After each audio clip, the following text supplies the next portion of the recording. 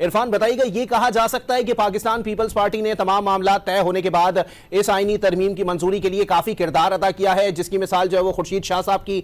सूरत में मौजूद है कि अपने बीमार अरकान तक को जो है वो कौमी असेंबली में मदऊ किया गया कि वो आए और इस तरमीम को जो है वो सपोर्ट करें।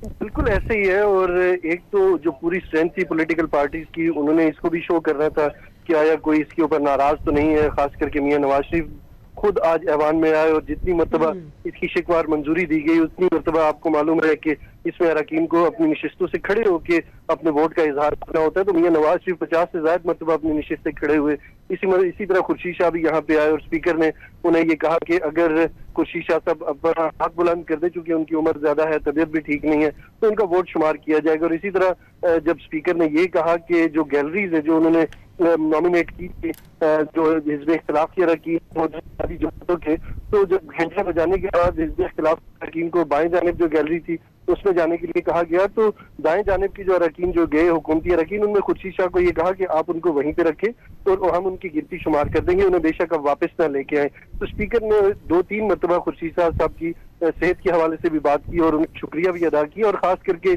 पीपल्स पार्टी इस बात के ऊपर खराज तहसीन की मुस्तहिक है कि वो खुर्शीद शाह साहब को यहाँ पे लेके आया और जितनी भी उन्होंने एफर्ट की है इस तरमीम के हवाले से उन्होंने अपना इनपुट दिया है। और बहुत सारी ऐसी जगहों के ऊपर जहाँ खड़े होना चाहिए था वहाँ पे उन्होंने स्टैंड लिया है और उन्होंने इसका आवाज इजहार भी किया कि उनके ऊपर दबाव दिया है। इसके अलावा उन्होंने में भी इस चीज को लेके आए, मुशावरत भी रखी, पब्लिक के सामने भी रखा। तो पीपल्स पार्टी का किरदार जो है वो काफी इसमें बेहतर रहा है, चूंकि वो हुकूमत का हिस्सा भी है, उनके ऊपर खासी तनकीद भी है, क्योंकि वो उस तरह से कैबिनेट में भी नहीं है, तो लिहाजा पीपल्स पार्टी को बहुत ही सेफ तरीके से चलना पड़ता है। तो इस मरतबा पीपल्स पार्टी ने काफी अच्छा रोल निभाया है। अच्छा इरफान साहब, तो सही ये हुकूमती अरकान बारहा कहते रहे हैं कि हमने जो अपनी तजावीज़ पेश की हैं 27वीं आईनी तरमीम से मुतालिक वो हतमी नहीं है, गौर फिक्र के बाद, गुफ्तो शनीद के बाद कुछ ना कुछ इसमें अमेंडमेंट हो जाएगी, कुछ मॉडिफिकेशन हो जाएगी। तो पाकिस्तान पीपल्स पार्टी का जो वाज़ेह स्टांस था उनकी अपनी चीज़ों पर, उसके बगैर ये तरामीम मंजूर हुई हैं 27वीं तरमीम की शिकें। देखिए, बाज़ औक़ात बहुत सारी चीजें जो टॉप टियर लीडरशिप होती है उसके सामने रखी जाती हैं और सेकंड टियर के सामने वो चीजें नहीं आती।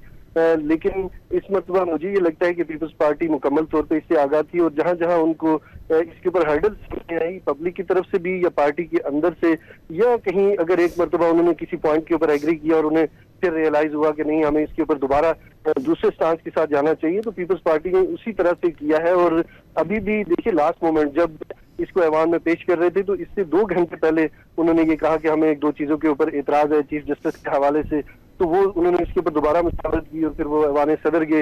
एक मतलब फिर आसिफ अली जरदारी को कॉन्फिडेंस में लिया और उन्होंने बताया कि पार्टी अरकान की ये राय है और हमें इसके साथ जाना चाहिए नहीं जाना चाहिए। तो फिर हमने देखा कि बिल्कुल उनकी जो बातें हैं वो मानी गई हैं। तो वो तकरीबन यानी ऐवान की कार्रवाई शुरू होने से आधा घंटा पहले तक ही मुशावरत में थी और मुझे लगता है कि अगर उन्हें आगे भी अगर इतराज होगा तो अगर कोई अगली तरमीम आती है तो उसमें दोबारा से इसको अमेंड किया जा सकता है। ठीक है, आप हमारे साथ मौजूद रहिएगा।